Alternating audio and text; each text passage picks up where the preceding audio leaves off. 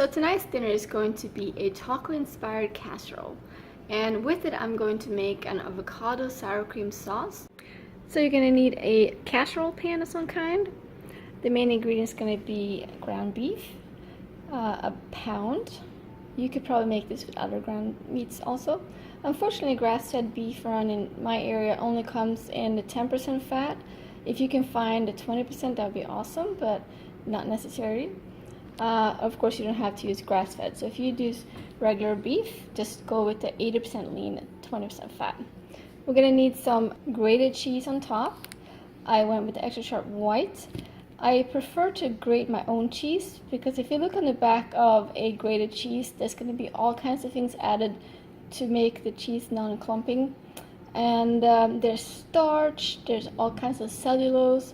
And if you think about what cellulose is, it's actually wood fiber. So why add extra carbs with starch, and who the heck wants wood fiber in their cheese? We're gonna need 2 cans of Ro-Tel. If you can't find Ro-Tel, which is just diced tomatoes with green chilies, you can definitely just go with the regular tomatoes. Add some chili peppers, canned or fresh.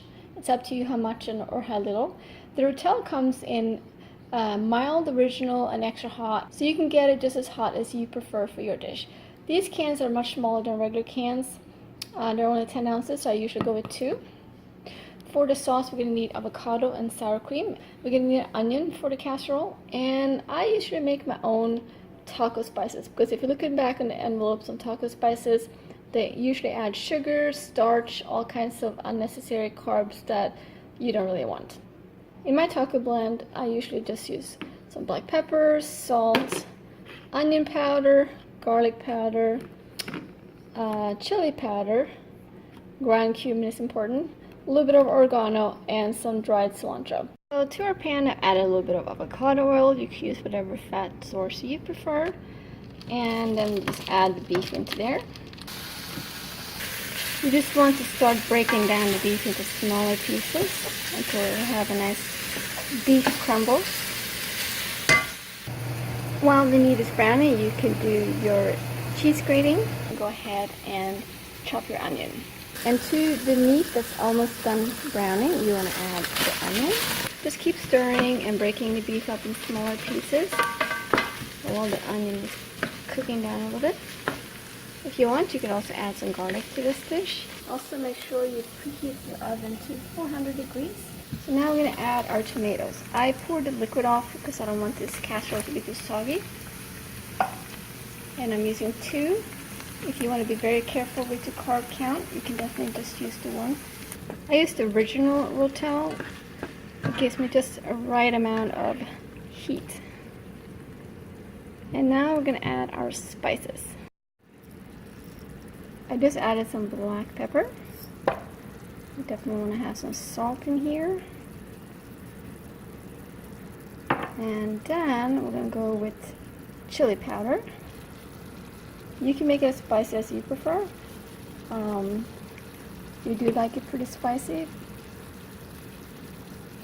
Got the oregano.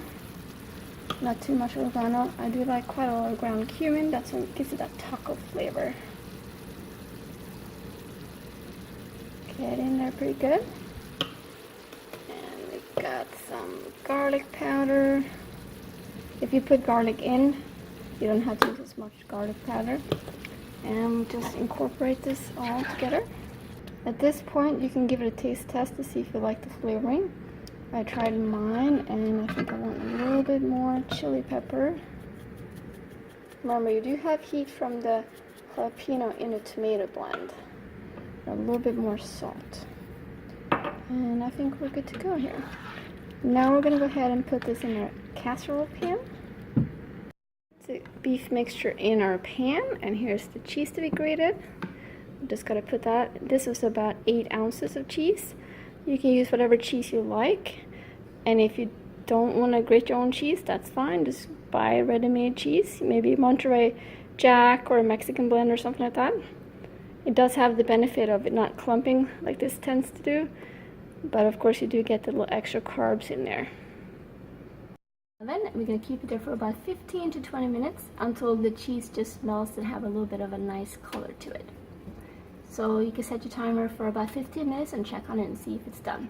Alright, so we have a mashed avocado, and all you really need is a couple of tablespoons of sour cream. And just mix that in nice and good. You can use less or more depending on how you like it.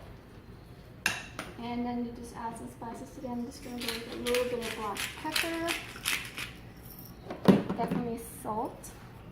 The salt counteracts a little bit of the sourness from the sour cream. And I think I'm going to go with garlic powder, just a little bit, not too much, and a little bit of onion powder. This is something you can definitely mix and match depending on what you feel like. And you want this to be fairly smooth, so just keep on stirring it until it's all mashed up together. And this makes a really good side for your taco casserole. Alright, I just took the casserole out of the oven, and we have our avocado sauce there.